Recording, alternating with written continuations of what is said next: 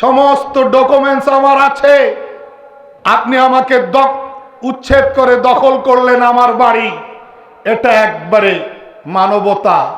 আর আমি জমির মালিক, অসহায় মালিক, প্রতিবাদ করলে এটা হয় উগ্রতা। পুরো ইউরোপ, আমেরিকা, বিশ্বজুড়ে এই কালচার চলছে। মুসলমানদের টুটি চেপে ধরার জন্য তারা সন্ত্রাসের সংজ্ঞা পরিবর্তন করে ফেলেছে। এটা তাদের নেচার, এটা তাদের স্বভাব। ভাই, আমার যুক্তি বুঝে আসছে? ইসরায়েল নামক যে রাষ্ট্রটি এখন, এটি ঐতিহাসিকভাবে একটি অবৈধ রাষ্ট্র, ঐতিহাসিকভাবে একটি দখলদার রাষ্ট্র। জমির মালিক মুসলমানেরা। এরা এখন দশকের পর দশক ধরে, যুগ যুগ ধরে মসজিদে আকসার পবিত্রতা তারা নষ্ট করে যাচ্ছে। 2007 সাল থেকে আজও পর্যন্ত ফিলিস্তিনের গাজা উপত্যকায় জলপথে, স্থলপথে অবরোধ আরোপ করে রেখেছে। এগুলি অপরাধ না? মারতে মারতে বাচ্চাদেরকেও পাখির মতো গুলি করে মারতেছে, এগুলি অপরাধ না? অসভ্য এই বর্বর মানুষদের এই রকম বর্বরতার বিরুদ্ধে যারা কথা বলে না, তারাও পৃথিবীর 1 নম্বর সন্ত্রাসী, 1 নম্বর জঙ্গি সম্প্রদায়। সন্দেহ আছে? আমাদের সন্দেহ নেই। যিনি সৃষ্টি করেছেন তিনি কে? মুসলমানদের সৃষ্টিকর্তা যিনি, মানুষ হিসাবে ইহুদি খ্রিস্টান সবার সৃষ্টিকর্তাও তিনি। স্রষ্টা হইয়া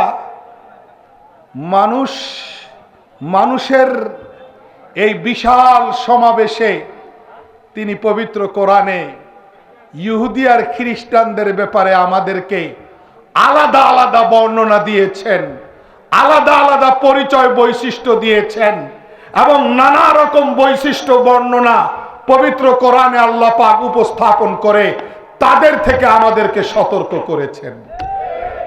আল্লাহ তো জানেন তারা কোন চরিত্রের মানুষ। ইসলাম সন্ত্রাসকে প্রশ্রয় দেয় না, সন্ত্রাস শেখায়ও না। ইসলাম উগ্রতাকে প্রশ্রয় দেয় না, উগ্রতার কোন প্রেসক্রাইব ইসলাম দেয় না। ইসলাম A to Z শান্তি এবং সম্প্রীতির ধর্ম। আমরা বলে থাকি সন্ত্রাস নয় সম্প্রীতি মুসলিম উম্মার মূলনীতি। আমরা হঠাৎ কারোর সাথে দেখা হলে সালাম দেই, নবীজির সুন্নত। নবীজি সাল্লাল্লাহু আলাইহি ওয়াসাল্লাম বলেছেন, আফসুস সালাম, সালামের চর্চা করো। এটা সুন্নত। মাহফিল শেষ করে ঘরে গিয়ে সালাম দেবেন, ঠিক আছে না? একটা সুন্নতকে জীবিত করবেন। 100 শহীদের সমান সওয়াব আল্লাহ তাআলা। আস্তে কইয়েন, কেউ শুনবে। অনেকে আবার বলে সালাম স্বামীরা শুধু নেবে, স্ত্রীরা শুধু দেবে। আজগুবি ফতুয়া, আমার জানা নাই। স্বামীরাও স্ত্রীদেরকে সালাম দেবে, টিচার শিক্ষক জনতাও ছাত্রদেরকে সালাম দেবে, কোনো প্রবলেম নাই। কি ভাই, ঠিক না? সালাম চর্চা করব। আমাদের সালামটার মধ্যেও শান্তির বার্তা, আসসালামু আলাইকুম, তোমার উপরে শান্তি বর্ষিত হোক। আর একটু বাড়িয়ে ওয়া রাহমাতুল্লাহি ওয়া বারাকাতুহু, আল্লাহর রহমত বরকত তোমার উপরে বর্ষিত হোক। আমাদের সালামের মধ্যে শান্তি সম্প্রীতির বার্তা। কথা বলেন না কেন? আমরা যেই ধর্ম অনুসরণ করি, যেই ধর্মীয় অনুশাসন, যেই ধর্মের প্রেসক্রিপশন আমরা ফলো করি, সেই ধর্ম বলছে মুহাম্মদুর রাসূলুল্লাহ সাল্লাল্লাহু আলাইহি ওয়াসাল্লাম 1400 বছর আগে পরিষ্কার বলে গেছেন, তাবাসসুমুকা ফি ওয়াজহি আখিকা সাদাকা। তুমি মুস্কি হেসে কারোর সাথে কথা বলবা, সেখানেও তোমার আমলনামায় সদকা দানের সমান সওয়াব দেওয়া হবে। আল্লাহর প্যারা নবী, প্রিয় নবী হযরত মুহাম্মদুর রাসূলুল্লাহ সাল্লাল্লাহু আলাইহি সাল্লাম বলে গেছেন, ইমাতাতুকাল হাজার আনিত তারিকি সাদাকা। রাস্তা থেকে কোনো কষ্টদায়ক বস্তু সরিয়ে দেবা, সেখানেও তোমার আমলনামায় সদকা দানের সমান সওয়াব। তিনি আরো বলেছেন, ওয়া ইফরাদুকা মিন দালবিকা ফি দালবি আখিকা সাদাকা।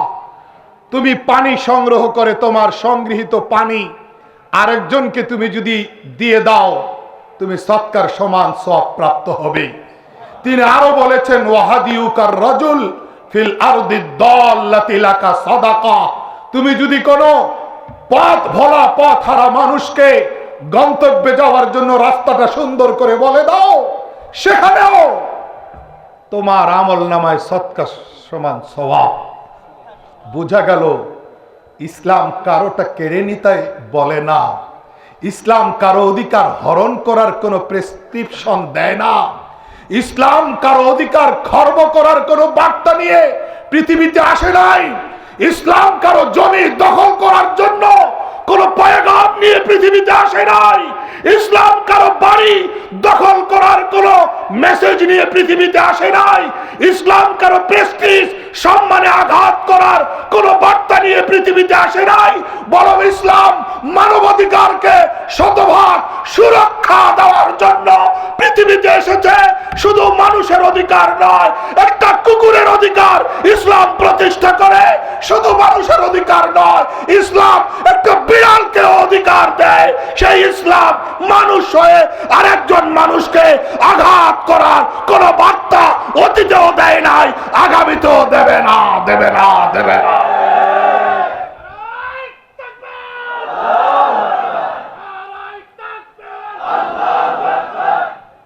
মোহতারম হাজিরিন, এই হলো ইসলামের চেহারা, এটা হলো ইসলামের চেহারা।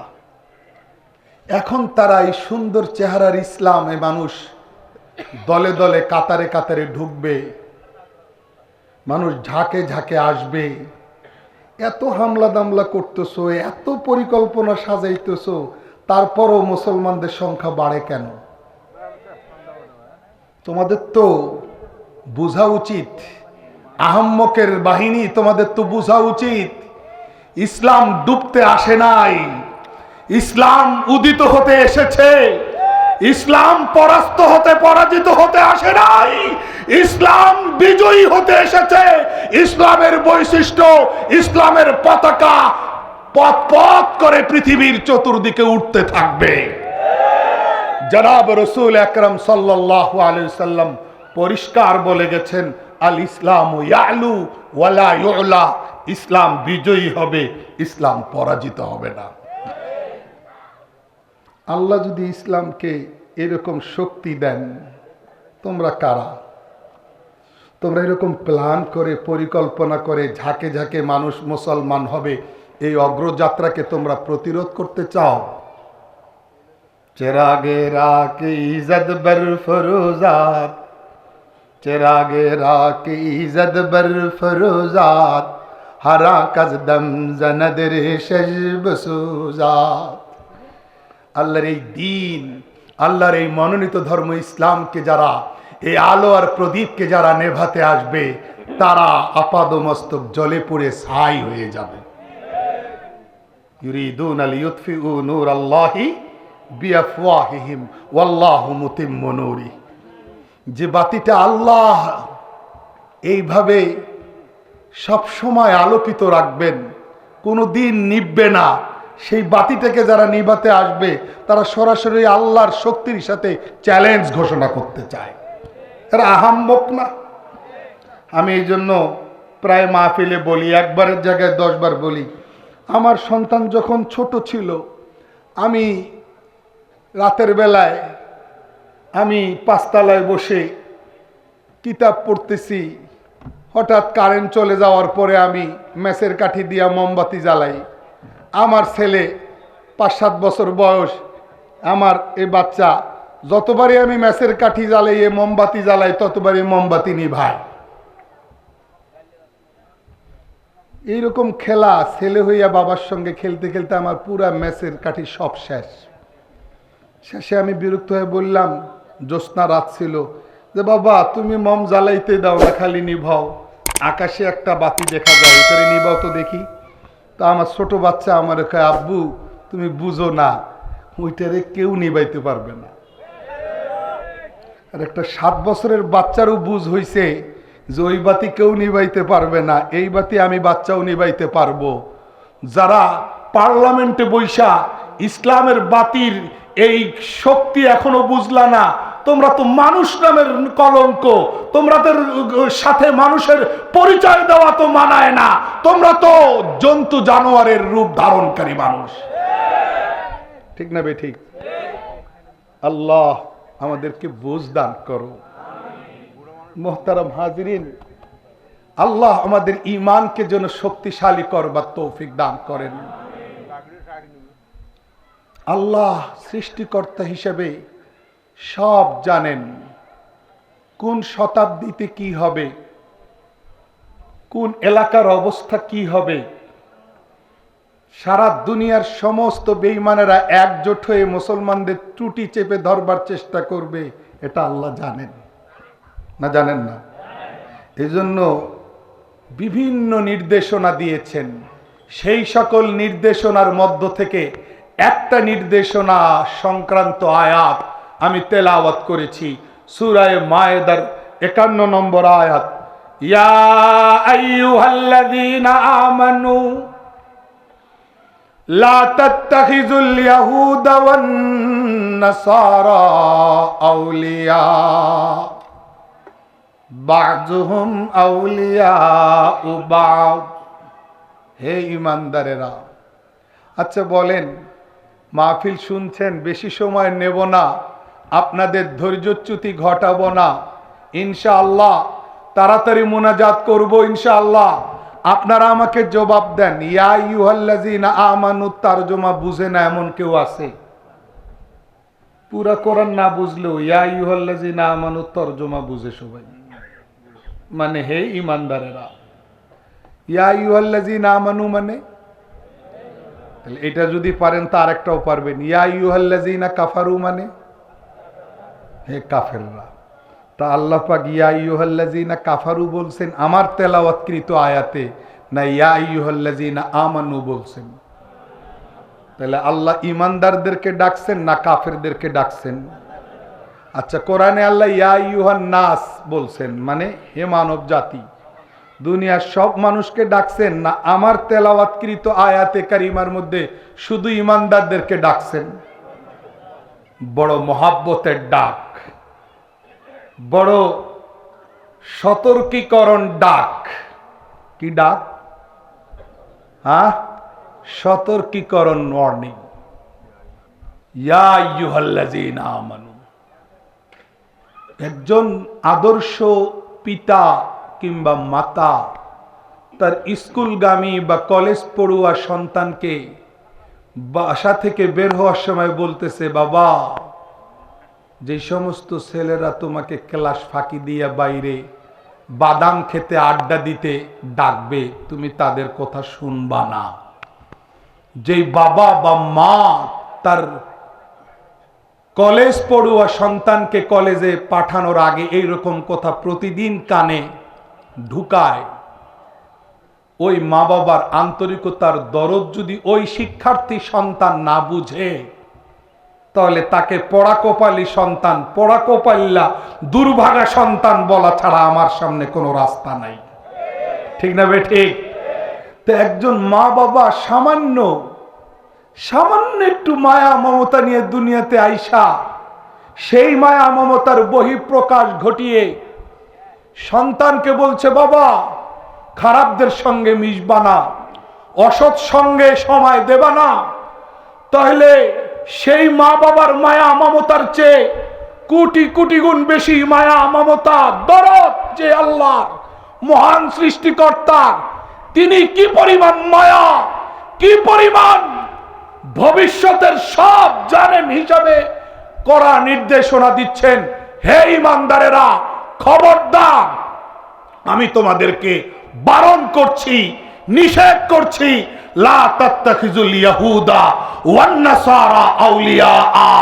ইহুদি খ্রিস্টানদেরকে তোমরা তোমাদের মুরব্বি বানাইও না, তোমাদের অভিভাবক বানাইও না, তোমাদের মিত্র আর বন্ধু বানাইও না, তোমাদের কার্যনির্বাহক বানাইও না, তোমাদের পরামর্শদাতা বানাইও না, তোমাদের কমান্ডার আর লিডার বানাইও না। কার কথা? জোরে বলেন, কার কথা? কেন? কি অসুবিধা তাদের কমান্ড? কি অসুবিধা তাদের পরামর্শ আর গাইডলাইন অ্যাকসেপ্ট করলে? সমস্যাটা কোথায়? সৃষ্টিকর্তা জানেন সমস্যা একটা দুইটা না, সমস্যা 10টা 20টা না, সমস্যার কোনো অন্ত নাই। তাদের একটাই নেশা, তাদের একটাই পেশা, তাদের একটাই টার্গেট, তাদের একটাই লক্ষ্য, ইসলাম থামাও, ইসলাম ঠেকাও, ইসলাম থামাও। এটা নরেন্দ্র মোদীরও একই থিং, ইসলাম থামাও, ইসলাম থামাও। আরে আহাম্মকের দল, তুমি স্বপ্ন দেখতেছো পুরা ভারতকে মুসলিম শূন্য করবা। আমরা বলি ইনশাআল্লাহ সুম্মা ইনশাআল্লাহ আগামী 50-60 বছর পরে ইনশাআল্লাহ আমরা হয়তো থাকবো না, কিন্তু নেক্সট জেনারেশন, ভবিষ্যৎ প্রজন্ম দেখবে ভারতেই হচ্ছে সবচেয়ে বড় মুসলিম সংখ্যাগরিষ্ঠ রাষ্ট্র। আল্লাহ পারেন, ইনশাআল্লাহ। আল্লাহ পারেন না? কাদরে কুদরত দারি হরচে খাহি আকুনি, মুর্দারা জিন্দা কুনি, জিন্দারা মুর্দা কুনি, উস্তে সুলতা হরচে খাহাদ আকুনাত, আলমেরা দর্দমে ওয়রা কুনাত। আল্লাহ যেটা চান সেটাই করেন। ওমা তাশাউনা ইল্লা আইয়াশা আল্লাহু রাব্বুল আলামিন। আল্লাহর শক্তির সঙ্গে টেক্কা দেওয়া এটা একমাত্র মূর্খদের স্বভাব, জ্ঞানীদের স্বভাব হইতে পারে না। হইবে ওইটাই যেটা আল্লাহ চাইবেন। জোরে বলেন, সেটাই হবে যেটা আল্লাহ চাইবেন। তো আল্লাহ সৃষ্টিকর্তা হিসেবে জানেন যে তাদের টার্গেট হলো ইসলাম ঠেকাও। আর ইসলাম কি ঠেকাইলেই, ইসলামের 12টা চাইলে তুমি বাজাইতে পারবা? इस्लाम की फितरत में कुदरत ने ये लचक दी है, इस्लाम की फितरत में कुदरत ने ये लचक दी है, ये इतना ही उभरेगा जितना के दबाओगे, ये इतना ही उभरेगा जितना के दबाओगे। ইসলামের একটা বস্তু বড় বৈশিষ্ট্য হলো যত থামাইবা তত আগাবে, যত আটকাইবা তত সম্প্রসারিত হবে, যত এটার গতিরোধ করতে চাইবা তত গতি বাড়বে, যত এটার সংখ্যা কমাইতে আসবা তত সংখ্যা বাড়বে। আল্লাহ কোরআন শরীফে বলছেন না, নবী আলাইহিস সালামকে ইন্তেকালের আগে, রাআইতান নাস ইয়াদখুলুনা ফি দীনিল্লাহি আফওয়াজা। কি ভাই, কাতারে কাতারে আসবে, ঝাঁকে ঝাঁকে আসবে। দেখছেন অল্প কিছুকাল পরে কয় বছর মেহনত করছেন, কয় বছরের মেহনতে আল্লাহ লাখ সোয়া লাখ হয়ে গেল। আয়াতের বাস্তবতা দেখলাম। তো এখন পৃথিবী কোথায়? এরা মানে কি, মানে আমার বাড়িতে আইসা আমারে মারবে আর আমি কে তুই, এই জঙ্গি জঙ্গি আছে এখানে। এইটা হলো তাদের নকশা, এইটা হলো তাদের মাস্টার প্ল্যান। বুঝেন নাই? বুঝেন নাই? তাহলে আমার বাড়ি তুমি দখল করতে আসবা, আমি যদি একটু তোমাকে প্রতিহত করার চেষ্টা করি তুমি জঙ্গি বানাইবা, তুমি আমাকে সন্ত্রাসী বানাইবা, তুমি আমার গায়ে সন্ত্রাসের দাগ লাগাই দিবা। এইরকম সন্ত্রাসী হইতে আমার কোনো কৃপণতা নাই। আল্লাহ কবুল করো, আরে ইসলামকে তুমি আঘাত করবা, আমি আগেই বলেছি ইসলাম উগ্রতা শিখায় না। কিন্তু তুমি গায়ে পইরা একের পর এক তুমি হামলা করতে আসবা, তখন আঙ্গুল চুষবো না, তখন আমরা ওই রকম শক্তি কাকে বলে, ওই রকম জান বাজি রেখে শাহাদাতের তামান্না নিয়ে বুকের তাজা রক্ত ঢেলে দিয়ে আমরাও কাফনের কাপড় পরিধান করে আমরাও নামতে পারি। কারা কারা আমার সঙ্গে একমত?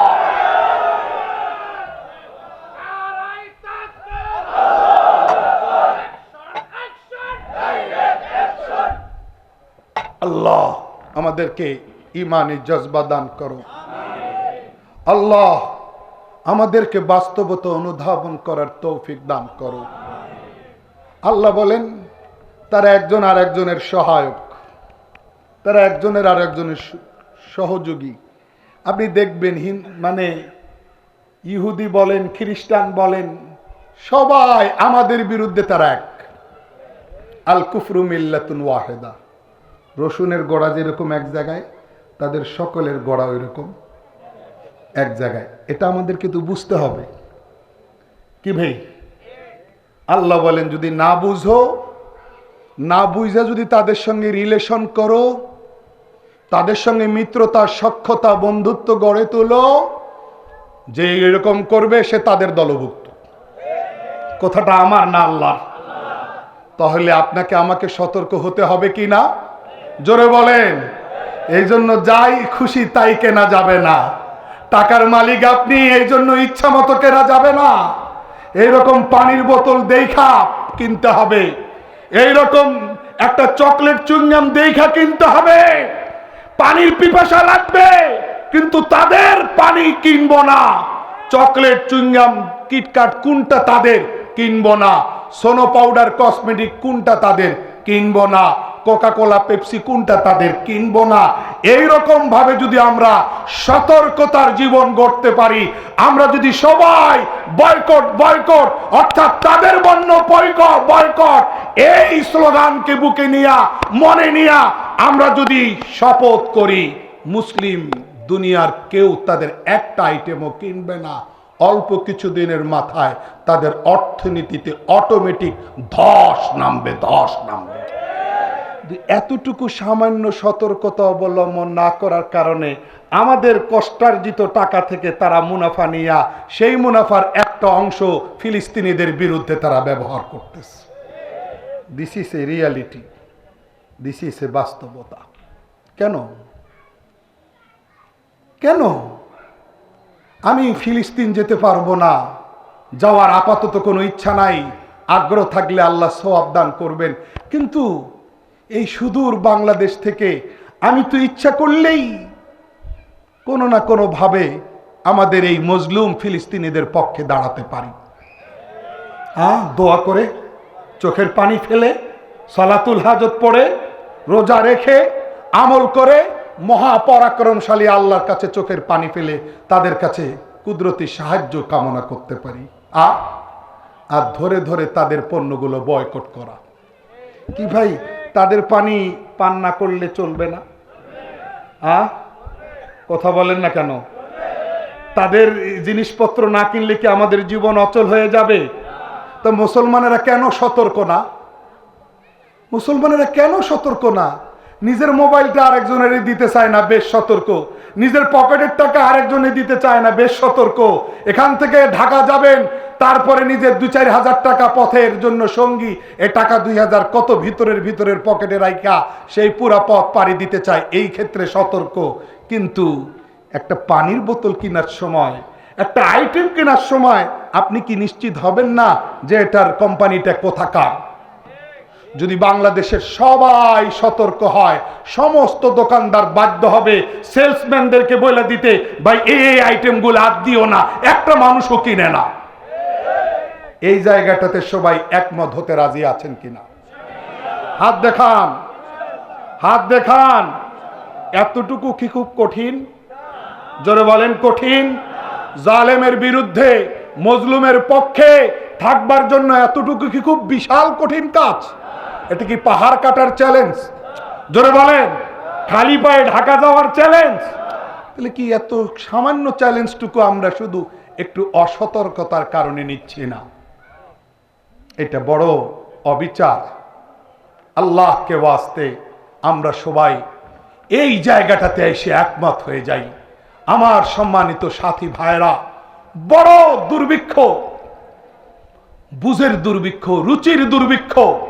বুঝতে হবে, ঈমান যদি আপনার মজবুত হয়, আপনি কোন পথে চলবেন এটাও আপনার ঈমান আপনাকে গাইড করবে। কথা বলেন না কেন? মহাব্বতের সংবিধান নাই। কোন বাজারে কোনো বই পাইছেন মহাব্বতের সংবিধান, ভালোবাসার সংবিধান? অনেক রাষ্ট্রের সংবিধান পাইবেন, অনেক প্রতিষ্ঠানের সংবিধান পাইবেন, কিন্তু ভালোবাসার সংবিধান লিখিতভাবে কেউ ছাপায় নাই। যার ভালোবাসা যেমন তার সংবিধানও জানা ওই রকম। ভালোবাসা যদি 2 নম্বরই হয় তাহলে ওই প্রেমাস্পদকে খালি ফাঁকি দিবে, আর ভালোবাসা যদি 1 নম্বর হয় তাহলে সে কখনো প্রেমাস্পদকে ফাঁকি দেবে না। ঈমানের জায়গাটাতে যদি আপনার অবস্থান সুদৃঢ় হয় তাহলে এই ছোটখাটো চ্যালেঞ্জ, ছোটখাটো দায়িত্বগুলি পালন করা আপনার আমার জন্য খুব সহজ। এই হায়না গোষ্ঠীকে, এই বর্বর বাহিনীকে, তাদের বিরুদ্ধে অবস্থান গ্রহণ করার জন্য আমরা এই সামান্য জায়গাটা নিতে পারি। ঠিক আছে না ভাই? আজকের এই মাহফিল থেকে আমি আপনাদের সকলের কাছে উদাত্ত আহ্বান জানাবো, হৃদয় নিংড়ানো আহ্বান জানাবো, আপনারা এখন থেকে সাড়া দিবেন। ঠিক আছে না ইনশাআল্লাহ? আল্লাহ আমাদের সবাইকে কবুল করেন। আল্লাহ আজকের এই মাহফিলকে কবুল করেন। আল্লাহ এই মাহফিলে যারা আসছেন এবং অংশগ্রহণ করেছেন প্রত্যেকের ঈমানি জীবনকে আল্লাহ শক্তিশালী করে দেন। জালেমের বিরুদ্ধে মজলুমের পক্ষে অবস্থান পরিষ্কার করে মৃত্যু পর্যন্ত এই দুনিয়াতে আমরা যেন চলতে পারি, থাকতে পারি, বসবাস করতে পারি। আল্লাহ যেন আমাদের সবাইকে তৌফিক দান করেন। আমিন। ওয়া আখিরু দাওয়ানা আনিল হামদুলিল্লাহি রাব্বিল আলামিন। দোয়া করুন। আলহামদুলিল্লাহিল্লাযী হাদানা লিহাযা ওয়া মা কুন্না লিনাহতাদিয়া লাউলা আন হাদানাল্লাহ। আল্লাহুম্মা লাকাল হামদু কুল্লু ওয়া লাকাশ শুকরু কুল্লু ওয়া ইলাইকা ইরজাউল আমরু কুল্লু আলানিয়াতুহু ওয়া সিররু ইন্নাকা আলা কুল্লি শাইইন কাদির। আল্লাহুম্মা লাকাল হামদু বিল ঈমান, লাকাল হামদু বিল ইসলাম, লাকাল হামদু বিল কুরআন। আল্লাহুম্মা লাকাল হামদ আনতা ফালিকুল হাব্বি ওয়ান নাওয়া, আনতা ফালিকুল ইসবাহ ওয়া জাইলুল লাইলি সাকানা, আনতা জাইলুশ শামসি ওয়াল কমারি হুসবানা। আল্লাহুম্মা লাকাল হামদ আনতাল আউয়ালু ফালাইসা ক্বাবলাকা শাই ওয়া আনতাল আখিরু ফালাইসা বা'দাকা শাই। আল্লাহুম্মা লাকাল হামদ আনতাজ যাহিরু ফালাইসা ফাওকাকা শাই ওয়া আনতাল বাতিনু ফালাইসা দুনাকা শাই। আল্লাহুম্মা লাকাল হামদ লা নুহসি সানাআন আলাইকা আনতা কামা আসনাইতা আলা নাফসিক। আল্লাহুম্মা লাকাল হামদ আনতা মালিকুল মুলক তুতিল মুলকা মান তাশা ওয়া তানজিউল মুলকা মিম্মান তাশা ওয়া তুইজ্জু মান তাশা ওয়া তুযিল্লু মান তাশা বিয়াদিকাল খায়র ইন্নাকা আলা কুল্লি শাইইন কাদির। আল্লাহুম্মা লাকাল হামদ লা নুহসি সানাআন আলাইকা আনতা কামা আসনাইতা আলা নাফসিক। আল্লাহুম্মা সাল্লি আলা মুহাম্মাদিন নবিয়্যিল উম্মি ওয়া আলা আলিহি ওয়া সাল্লিম তাসলিমা। আল্লাহুম্মা আনজিলহু মাকআদাকাল মুকাররাবা ইয়াওমাল কিয়ামা। আল্লাহুম্মা সাল্লি আলা মুহাম্মাদ وعلى آله وأصحابه وبارك وسلم كما تحب وترضى عدد ما تحب وترضى يا كريم اللهم أحسن عاقبتنا اللهم أحسن عاقبتنا اللهم أحسن عاقبتنا في الأمور كلها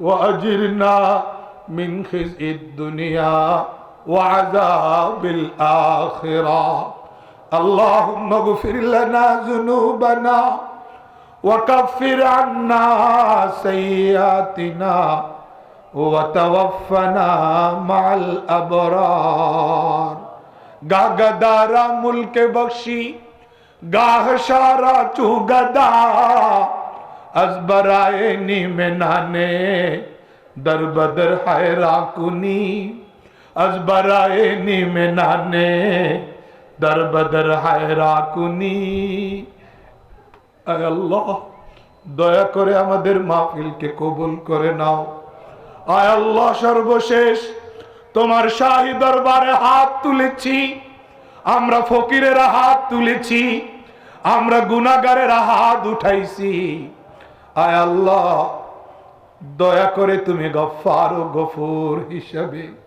আমাদের সকলকে মাফ করে দাও আল্লাহ মাফ করে দাও আল্লাহ মাফ করে দাও আল্লাহ মাফ করে দাও আল্লাহ সকলের হাত তুমি কবুল করে নাও আল্লাহ আমাদের গুনাহের দিকে দয়া করে তাকাইও না দিনের বেলায় গুনাহ করেছি রাতের বেলায় গুনাহ করেছি জেনে গুনাহ করেছি না জেনে গুনাহ করেছি গোপনে গুনাহ করেছি প্রকাশ্যে গুনাহ করেছি আয় আল্লাহ নফসের উপরে অনেক অবিচার করেছি ওগো গফুর ইয়া গফফার তোমার গফফারিয়তকে আল্লাহ সামনে রেখে আমাদের সবাইকে মাফ করে দাও কারো হাত ফিরাইয়া দিও না রাত 12টার সময় দোয়া কবুল হওয়ার সময় ইয়া আল্লাহ তোমার প্রিয় বান্দারা আখেরি মুনাজাতে শরীক হওয়ার জন্য ইয়া আল্লাহ এখনো পর্যন্ত